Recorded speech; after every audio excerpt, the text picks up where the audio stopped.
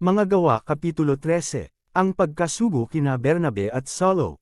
May mga propeta at mga guro sa iglesia sa Antioquia. Kabilang dito sina Bernabe, Simeon na tinatawag ding Itim, Lucio na taga Cyrene, Mene na kababata ni Herodes na pinuno ng Galilea at Saulo. Habang sila'y nag-aayuno at sumasamba sa Panginoon, sinabi sa kanila ng Espiritu Santo, ibukod ninyo sina Bernabe at Saulo. Sila'y pinili ko para sa tanging gawaing inilaan ko sa kanila. Pagkatapos nilang mag-ayuno at manalangin, ipinatong nila sa dalawa ang kanilang mga kamay at sila'y pinalakad na.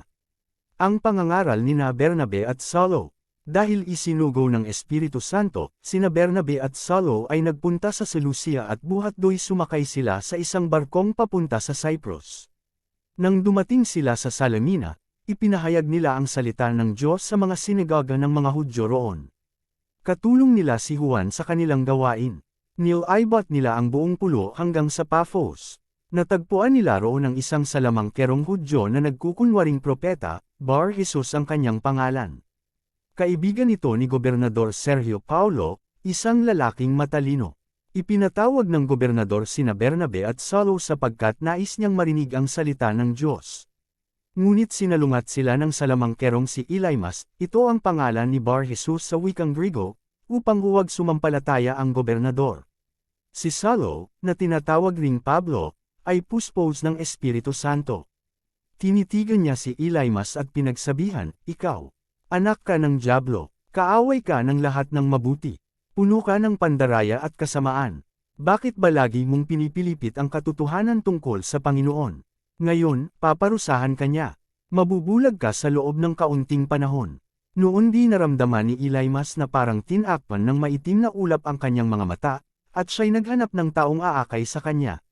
Sumampalataya ang gobernador nang makita ang nangyari, at humanga ito sa mga katuroan tungkol sa Panginoon. Sa Antioquia sa Pisidia, mula sa Paphos, naglayag sina Pablo hanggang sa Perga sa Pamphylia. Humiwalay naman sa kanila si Juan at nagbalik sa Jerusalem. Mula sa Perga, nagpatuloy sila hanggang Antioquia sa Pisidia.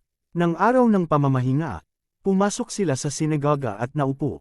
Matapos basahin ang ilang bahagi ng mga aklat ng kautusan at ng mga propeta, nagpasabi sa kanila ang mga tagapamahala ng sinagoga, mga kapatid, kung mayroon kayong ituturo sa mga tao, maaari kayong magsalita. Kaya tumayo si Pablo at sinenyasan silang tumahimik. Mga Israelita, at kayong lahat na may takot sa Diyos, makinig kayo. Ang Diyos ng ating bansang Israel ang pumili sa ating mga ninuno. Sila'y ginawa niyang isang malaking bansa habang naninirahan pa sila sa lupain ng Ehipto, at sila'y inilabas niya doon sa pamamagitan ng kanyang dakilang kapangyarihan. Sa loob ng 40 taon, sila ay pinagtiisan niya sa ilang. Nilipol niya ang 7 bansa sa lupain ng Canaan at ibinigay sa mga Israelita ang lupain ng mga Kanaanita sa loob ng halos 450 taon. Pagkatapos, sila'y binigyan niya ng mga hukom, hanggang sa panahon ng propetang si Samuel. Nang humingi sila ng hari, ibinigay sa kanila ng Diyos ang isang lalaking mula sa lipi ni Benjamin, si Saul na anak ni Cis. Naghari si Saul sa loob ng 40 taon. At nang siya'y alisin ng Diyos, si David naman ang pinili ng Diyos upang maghari sa kanila. Sinabi ng Diyos tungkol sa kanya, si David, na anak ni Jesse, ay isang lalaking mula sa aking puso. Siya'y handang sumunod sa lahat ng iniuutos ko. Sa angkan ng lalaking ito nagmula si Jesus, ang tagapagligtas na ipinangako ng Diyos sa Israel. Bago siya dumating, nangaral si Juan sa buong Israel na dapat nilang pagsisihan at talikuran ang kanilang mga kasalanan, at magpabautismo. Nang matatapos na ni Juan ang kanyang gawain, sinabi niya sa mga tao, sino ba ako sa akala ninyo? Hindi, ako ang Kristo, ngunit siya'y darating na kasunod ko. At hindi ako karapat-dapat kahit magkalagman lamang ng kanyang sandalyas.